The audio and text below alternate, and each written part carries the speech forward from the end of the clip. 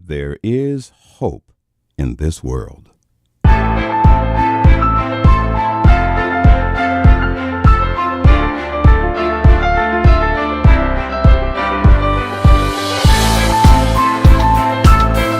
And from then on, he's been walking with God, and we have built a marriage in the Lord. Therefore now no condemnation for those who are in Christ Jesus. That's when I started to trust that He loved me. I didn't bring myself out of the drug and alcohol addiction. I didn't bring myself out of that homosexuality. God helps me walk every day. I've got a job today, where the only thing I knew how to do back in the days was rob people.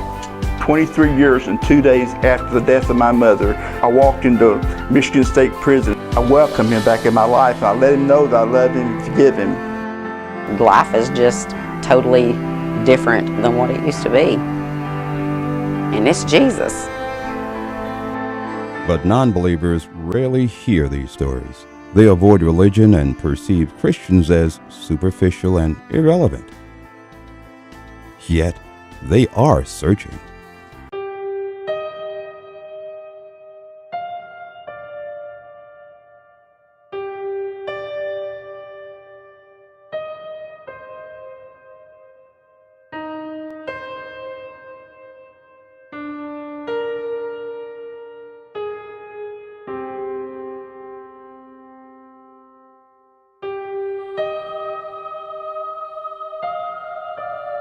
I can remember being in the hotel room and I was freebasing heroin, living homeless, eating out of whatever dumpsters I could find. Hearing an evil presence or voice and looking over that bridge and just saying, jump. My father took a baseball bat in the corner and started busting my mother over the head and the face.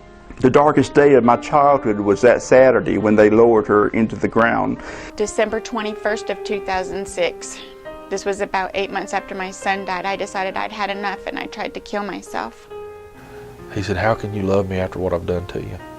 And I told him the only way I can explain it was because I have the love of God in me.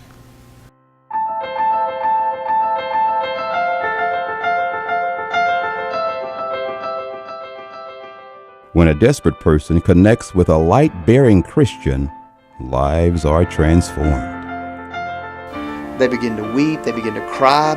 We had young men and women that had dealt with homosexuality that came clean, perversion, alcohol, drugs, and all these things started coming out, cutting and suicide.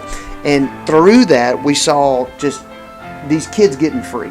Absolute revival.